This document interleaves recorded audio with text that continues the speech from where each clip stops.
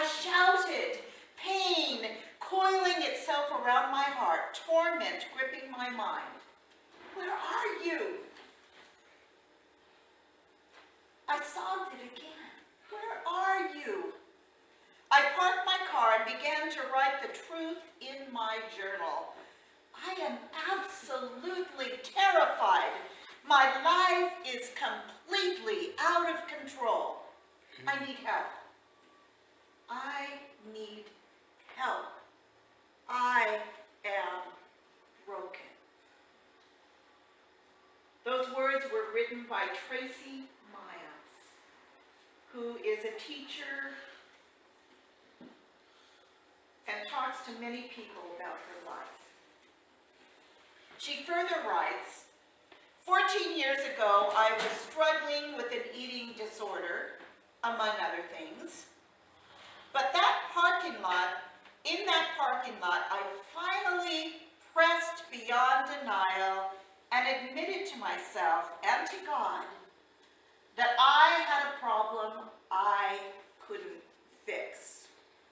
I wasn't ready to admit the same to others, but at least the pressure of pretending began to lift.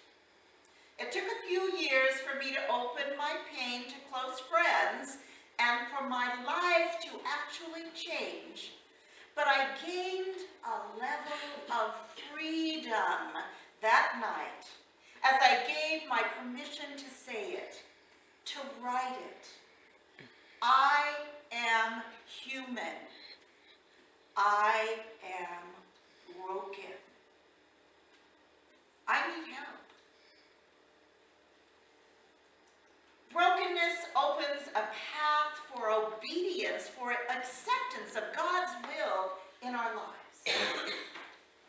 Not because it's more spiritual, but because of the humility that it takes to engage in an honest relationship between the Holy Spirit and us. Yes. It takes guts to say, I don't have it all together. And I'm not going to wait until I have it all together. Jesus, I need you now. Where are you? Where are you? Can you please come to me now? He has all wisdom. He has all power. He is at peace with our humanity, with our brokenness. He comes to us in our pain, not in our pretense. He gives grace to the humble, but he resists the proud. And the Holy Trinity is the only force able to transform our lives completely for good. Truth-telling to God and to ourselves starts the process of freedom. Then we can begin walking wholeheartedly towards integrity. This will open our hearts to receive the truth of the Word of God. This will open us to the life, to our lives in spirit. Jesus said, if you abide in my word, you are my disciples indeed. Let me say that again. If you abide in my word, you are my disciples indeed. And you shall know the truth, and the truth shall set you free.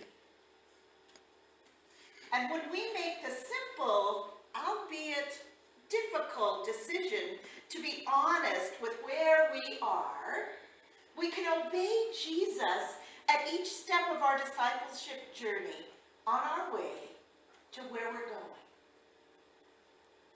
We tap into the power of the Holy Spirit. We tap into it. And by his grace, we can respond to our past with his love.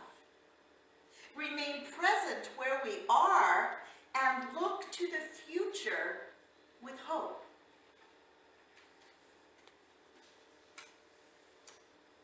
It is oh so hard to put all of our trust in the Lord and simply know that relinquishing our inclination to believe that we can fix our own brokenness is what puts us on the path to wholeness.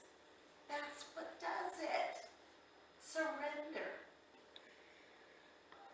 I read something the other day that went like this. Suppose you were on an airliner and you asked the flight attendant to check on the pilots to make sure they'd not fallen asleep at the wheel as you crossed the ocean. Well, the flight attendant might be a little exasperated with you if you kept saying that. Can you just check on that? Because you're worried about the pilots? Because your request would be an insult to the airline. You didn't trust them. How much better for you to simply relax and say, I have committed myself to this airplane and have reason to believe that the pilots I have never seen can be trusted. We need to trust that God is currently on duty in the pilot seat. We need not fear that God has somehow fallen asleep. We are with him on the plane, so to speak. And we have to trust that he will take us wherever he wills. Trust. In Philippians 4:6-7, this is the Message version, it says, don't fret or worry. Instead of worrying, pray. Let petitions and praises shape your worries into prayers, letting God know your concerns. Before you know it, a sense of God's wholeness, everything coming together for good, will come and settle you down. It's wonderful what happens when Christ displaces worry at the center of your life. To confess our humanness to God, to let go of the fear we may have of admitting that we are less than perfect, is to finally trust God. To be honest with God and with ourselves. Yes, we are broken.